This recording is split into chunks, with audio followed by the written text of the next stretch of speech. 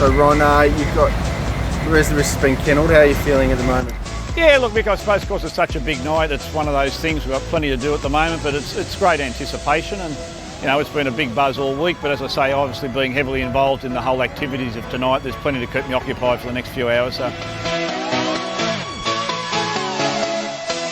The 5 20-metre boxes are quite famous. I mean, the start is so essential. Yeah, well, look, you've only got to go back 12 months ago, of course. Radley Bale come out of box number 7, and I stood at the first turn, and I can remember the 6 moved across, and he just got this dream run. By the time he got to me, he'd sort of cleared him by 3 lengths and just raced away to win it. And I suppose every night this week I've gone to bed and sort of dreamt the same thing.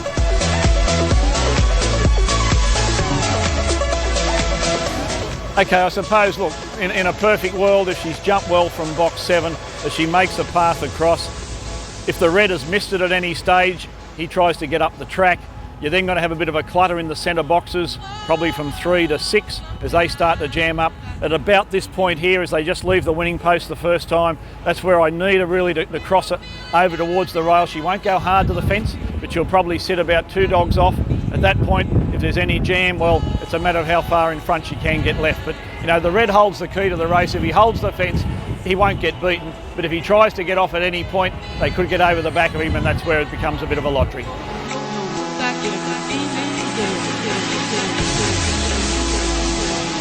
If she's in front here, you start to live a bit of the dream, Michael. And the first thing you do, obviously, you look to see who's behind her and how far behind are they. If it's 6, you start to really live the dream. If it's only a couple of lengths and you've got the 1 or the 8 or time and money on your tail, you start to think, well, you know, hang on and let's run a place.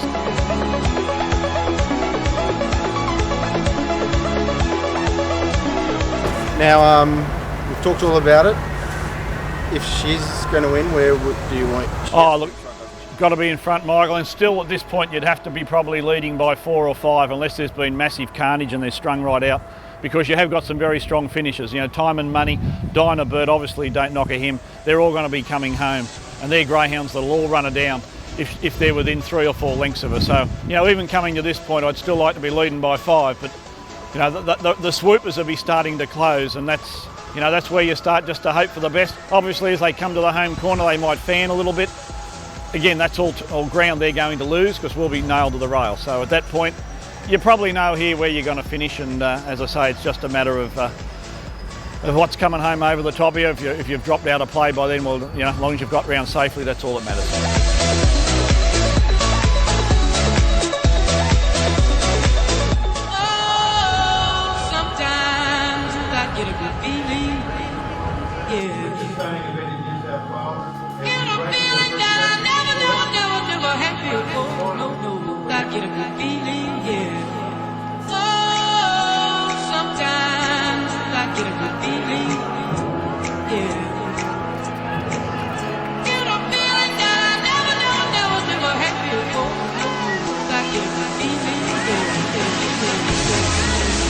Is in. The green light is through. The bunny is set in motion for the 2012 final of the Macmo Beach Golden Easter Egg, and they are set and ready.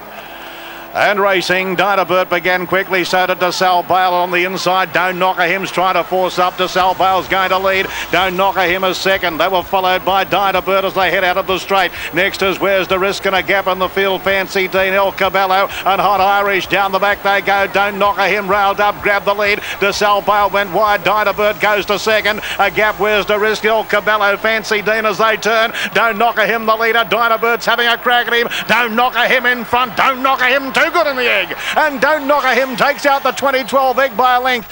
Bird second. Winner of the race is Won the Red, Don't Knock a Him. Won the Red, Don't Knock a Him, doing everything superbly.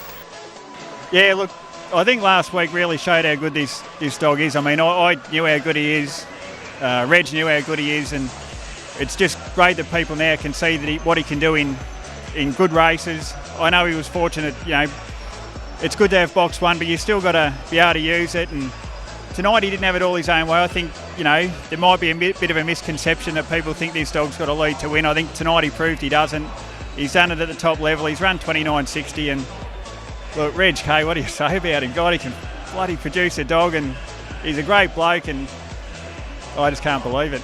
Obviously, Jace, as we spoke about last week, you were here a couple of years ago with El Gallo, and we're not going to compare champion greyhounds, but after that one, it must be a big relief tonight to finally take this trophy home.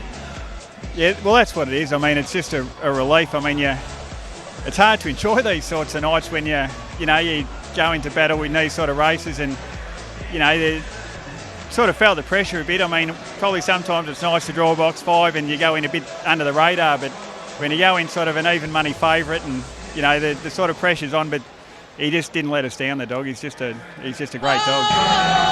Sometimes that you don't believe.